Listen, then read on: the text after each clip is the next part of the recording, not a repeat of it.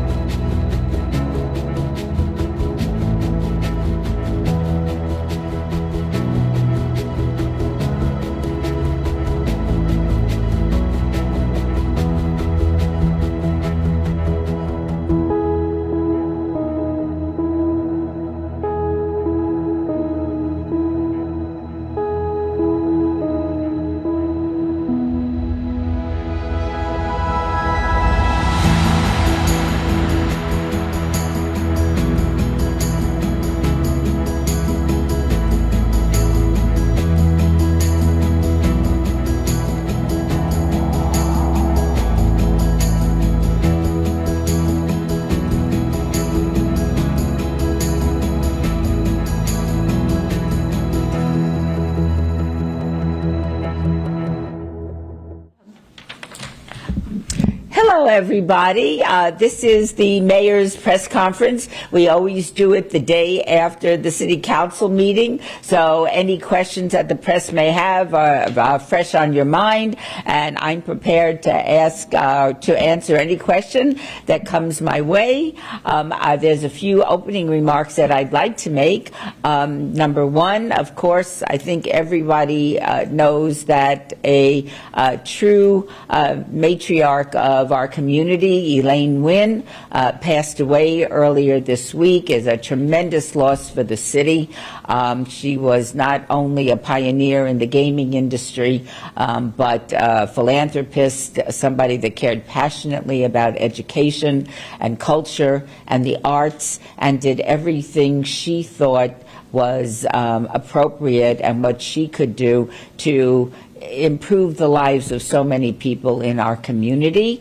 As you probably know, we have a partnership. The city of Las Vegas has a partnership with Elaine Wynn to create an art museum in Symphony Park. A month ago, she was in this very office, and we went out to the mayor's balcony where she pointed out where the art museum was going to go. And we talked as people that have known each other for a long time about the value to the city and what an important legacy that it would leave.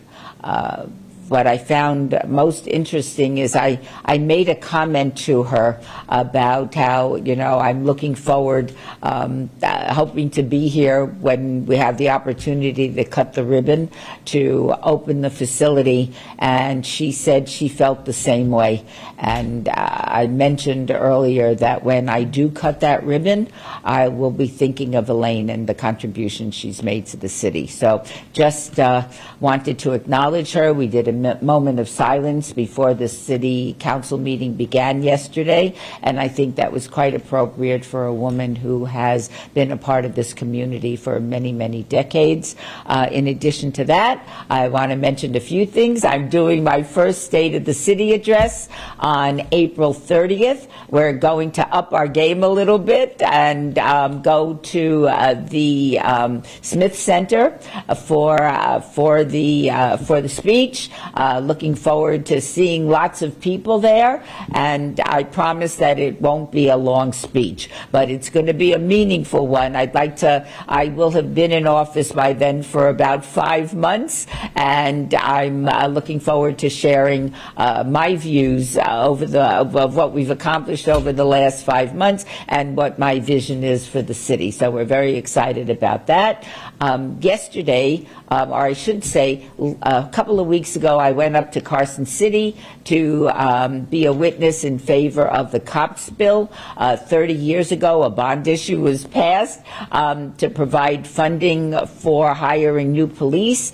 825 Metro officers are paid by this bond issue. It is just about to expire in 2026, so we've gone up to the legislature to ask them to continue this program so we can continue to have those 825 police officers employed by Metro and continue to keep our community safe. And I understand that as of yesterday, the cops bill, as it's called, passed out of the Senate and is now headed over to the Assembly.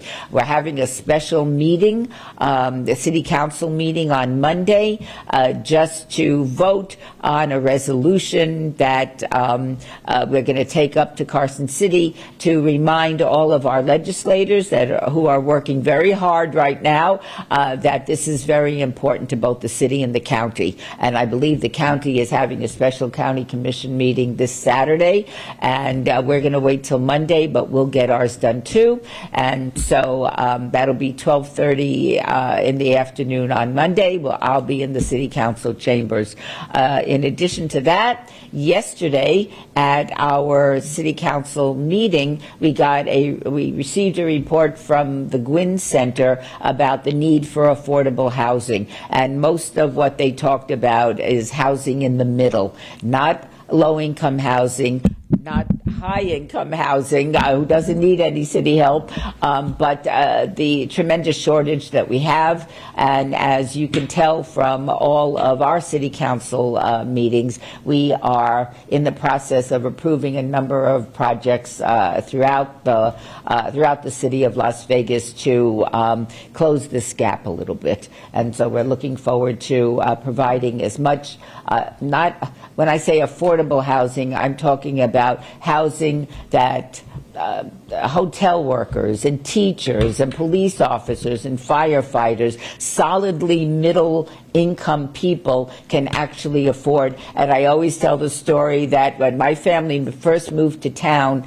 a few years after we got here, we bought our first house ever, and it was here in Las Vegas, and it cost $33,000. And as most people know, my father was a waiter when I was growing up, and it was affordable. It wasn't the Taj Mahal, but it didn't have to be the Taj Mahal. It needed to be a clean and safe environment for my sister and I to grow and thrive. So anyway, those are the things we're working on. And I wanted to just mention something else. You know that the City Council is committed to doing everything we can to protect animals in this community. And we are dealing with very bad human behavior, abandonment. You know, there was a little a dog that was found in a dumpster the other day. Why anybody would put their pet in a dumpster is completely beyond me, and it's disgraceful behavior. But we are faced with the aftermath of the abuse and the abandonment, and we're doing everything we can to help with the situation. I'm working very closely with a number of the rescues, and on the 9th and 10th, we are partnering with Hearts Alive, Heaven Can Wait, and the Nevada SPCA in order to do 2 spay and neutering programs, May 9th, May 10th. I'm sure you can go, if anybody's interested, this is free. The city is partnering in order to ensure that spaying and neutering is free. If you have a pet and you want to spay and neuter it, I suggest you come down to both events, either of the events, and get your pet spayed and neutered. In addition to that, we're partnering with the rescues to provide training for veterinarians. There's a new and improved way of doing spaying and neutering that takes less time, and we are paying for the training for these veterinarians so that they can do their job more effectively and more quickly. And so we're committed to continue doing this, and we will throughout the year. With that, I'm going to stop and ask if there is any questions from the media that I could answer for you. And Chuck, welcome. It's nice to see you. Hi, Mayor. I've got a bunch of questions here. Okay, I have a bunch of answers. Okay. They may not be compatible with your questions, but that's okay. That's all right. We'll overlook that. So, talking about the museum, you're passing a budget, the council's passing a budget to, I'm guessing, to build the museum. I'm wondering where that money is coming from, but over and above that, once a building is put up, where's the budget going to come from to purchase the artwork that goes in the museum? Okay. You asked some very cogent questions. As you know, and there's no secret, that we had to tighten our belt a bit this year. I haven't seen the final budget that will be going to the legislature, but I know that we had to, with the Badlands settlement, which absolutely had to get done, with the increase in our PERS contribution for employees for their retirement fund, that went up this year, and our C-tax, our sales tax, is a little soft right now. So I'm not going to kid anybody into thinking we're flush. As you know, we're not a complete hiring freeze, but we're not replacing people unless they're essential. And everybody's essential. I don't mean to say that. But if we can wait a while, we're going to do that. There are a couple of number of projects that had been approved, and we're going to take a step back. That doesn't mean that they're not going to be implemented, but right now is not the right time. So we've done everything we can can to ensure that we continue providing the services for the people of Las Vegas. Obviously, public safety, we are committed not to make any cuts with that. And so it's challenging for the next few years, but I am very confident in the city and our economic trajectory. So I think we'll be fine soon. This was to be built, and this is part of my conversation with Elaine Wynn when she was sitting exactly where you are, actually, when she was here. A large part of this funding, it came from her foundation and individual donations.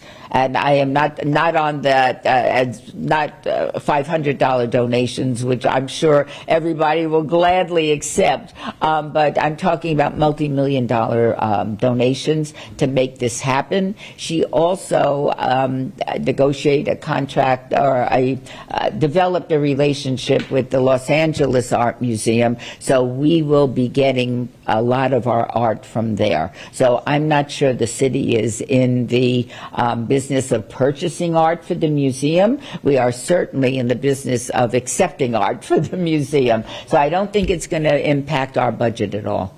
Okay, very good.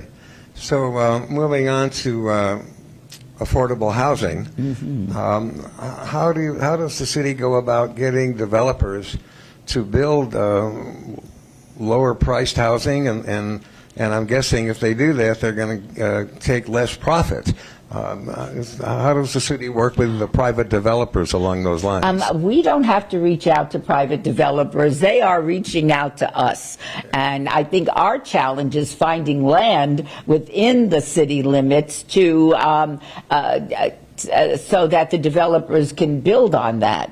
Not everything is a multi-gazillion dollar. I'll give you an example. Yesterday's city council meeting, we approved a 22 unit apartment complex in the historic West Side, and that's going to provide 22 families with not low income, affordable housing.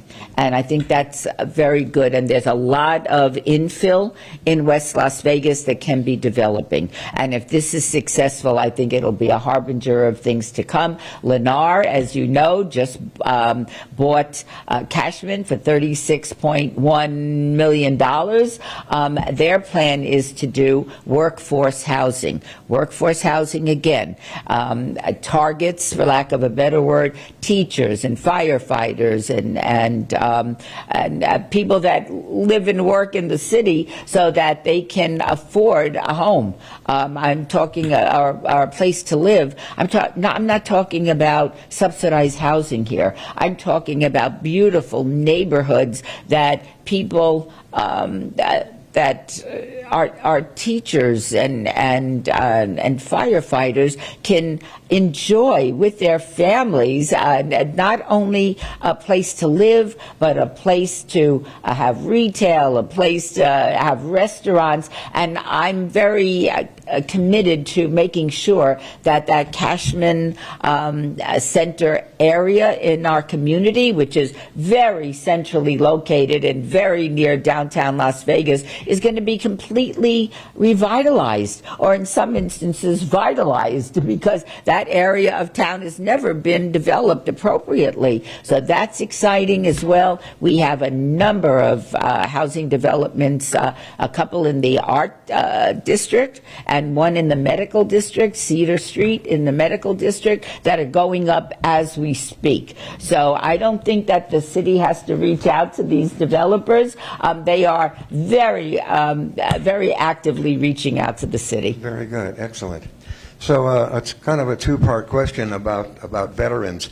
Can you tell us anything about the new site for the Veterans Memorial? Yes. How is that developing, or is there a timetable on that? Absolutely. I'm not sure of the timetable, but this is the dream of Councilwoman Frances Polensky. It's going to be in her area, in her ward, and she is working vigorously to make this happen. I know that on the day before, I think it's May 23rd, which I think is the beginning of Memorial Day weekend, I'm going to be joining her as we do a Veterans Memorial Walk, which I think is very important. You know, when I was in Congress, I had a Veterans Advisory Committee, and the genesis of the VA hospital, which is maybe in North Las Vegas, but it was in my congressional district, started with an idea from one of the advisory committee members. So I know how valuable the input of our fellow citizens are.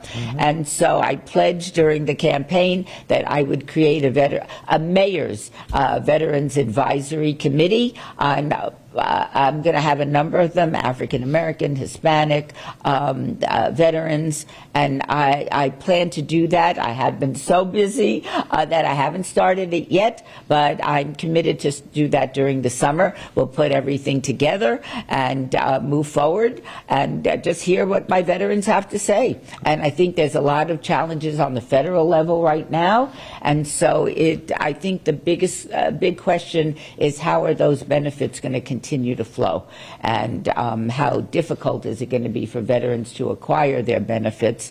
As you know, 20%, it's been estimated that 20% of the homeless population in the city are veterans. And we just recently had a gentleman come up to this office, again, sitting where you are, talking to us about his vision, and he says he has the funding for an 800-bed homeless veterans facility that provides wraparound services, and he wants very much to build that in the city of Las Vegas, and we're looking for land for him to do that, which would be compatible with the neighborhood and actually get 800 veterans off the streets. That would be a blessing for me. Okay. Finally, then, have you named an outreach person for veterans for the city? No. Okay. No, and I'm not sure that that would be within my job description, but once I get the Veterans Advisory Committee up and running, I'll have a conversation with the city manager and see what and if we can do something like that, especially given the fact that we're not hiring right now. So it would have to be a volunteer that's willing to coordinate with me, as opposed to a paid position in the city. Okay. Thank you very much. You're always that's all I very have. welcome. It's nice to see you. It's also a two-part. Would you introduce yourself? Ricardo, the Review Journal. Two-part question. Are you satisfied with the tentative budget for next fiscal year? I know there's a presentation on how things were moved around. And also, are there any concerns within the city about the economy possibly taking a dip and tourism numbers coming down? And are there any mitigating efforts to... All very important questions that we're grappling with. Am I satisfied? No. I want gazillions of dollars that we can use to improve the lives of our fellow citizens. But you also, and especially in my line of work, not only are you aspirational, but you have to deal with what's going on at this moment and be practical. So we're going to do everything we can to protect the people in this community from any budget cuts that are going to impact. Obviously, very concerned about Medicaid cuts. A good portion of the people that get health care, especially children in our community, are on Medicaid. And we have a low reimbursement in the state of Nevada, and so this will only exacerbate the problem. So that's something we're looking at very carefully. You know, the state isn't exactly flush right now, so if the feds cut very important programs, and I'll give you an example, Meals on Wheels. I believe it is 100% paid from federal funds. That old people that are homebound, older people, I put myself in that category, but older people, older citizens that are homebound receive delivery of meals in their home. And it's not only the food that's important, and obviously that's life-sustaining, but it's having human contact contact and knowing that somebody in this community is going to do as an ancillary part of bringing in the food, just doing a wellness check. How are you doing? How are you feeling? And just sometimes that human contact keeps people going for another day. And so those are very important social programs. State is having its own challenges right now financially, so the state isn't going to be able to pick up the slack. And obviously the city, as I mentioned before, between the Badlands settlement, the increase in our PERS contribution, and our sales tax, C-tax is a little under projections. We would have a very hard time making that up. So watching very, very carefully. And again, I am very bullish on the city of Las Vegas. I mean, just look out my window at all the growth and development. We're going to be just fine. We may have a little dip right now, and we're going to be able to figure that out. But to my thinking, this city is solid financially and economically. We're going to continue to have people pouring in to move here. Good construction jobs. There's going to be a lot of them. And we need more construction workers. We're going to need more service workers. And when you do that and the population continues to increase, then doctors locate here. And we could use some doctors also, attorneys, every possible service from dry cleaning to restaurants. And if you go to the Art District on the weekends, that is one heck of a booming place. I had my son and daughter-in-law were there. My daughter-in-law's parents were here from Florida this weekend, so they did the usual tourist thing. They went to the Mob Museum, they went to the Neon Museum, and while they were in downtown Las Vegas, they went over to the Art District to enjoy their own little pub crawl. And I understand the place was packed, the businesses were packed, and it was very exciting. So I know we're okay. It's just maybe we have to take a little step back right now. That's all right. And this is another immigration question. You had mentioned Las Vegas is not a sanctuary city. Have there been any conversations with the federal government relating to the demolition? No, not with me. I haven't heard anything, and that was just stating a fact. Las Vegas is not a sanctuary city, but we have a very good number of immigrants. By the time I finished my congressional service, 42% of my congressional district was identified as Hispanic. So we have a large group of people here, legal, perhaps some illegal, but as long as they're working and taking care of their families and doing their jobs, I have no beef.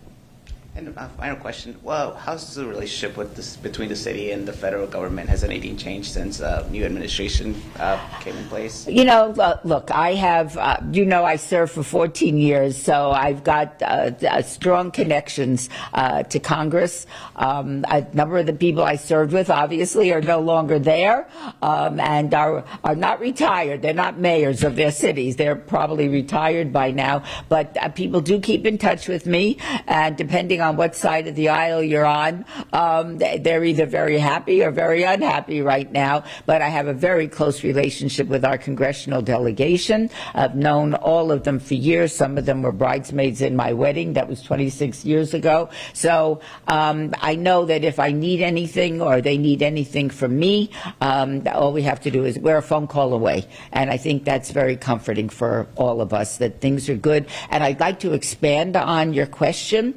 I grew up here. There's very few people that I don't know, especially if they're in office, and for an extended period of time. It was very important for me that all the jurisdictions in Southern Nevada work cooperatively.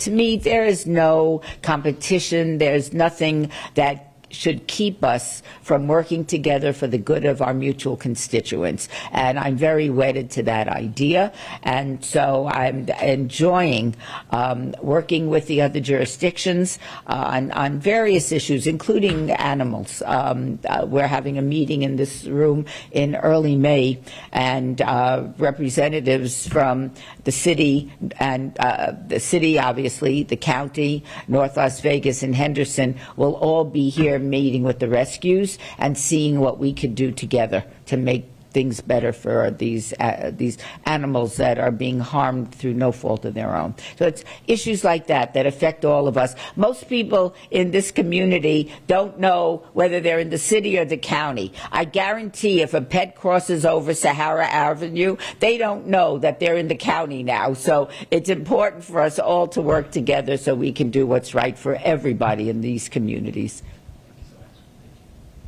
Thanks, everyone. If there are no other questions, then thank you very much for being here, everybody. Thank you. Thank you. And we welcome the press to come to these meetings. I'm doing this twice a month so that I can communicate with all of our constituents. Show up. Thank you very much. And thank you, guys.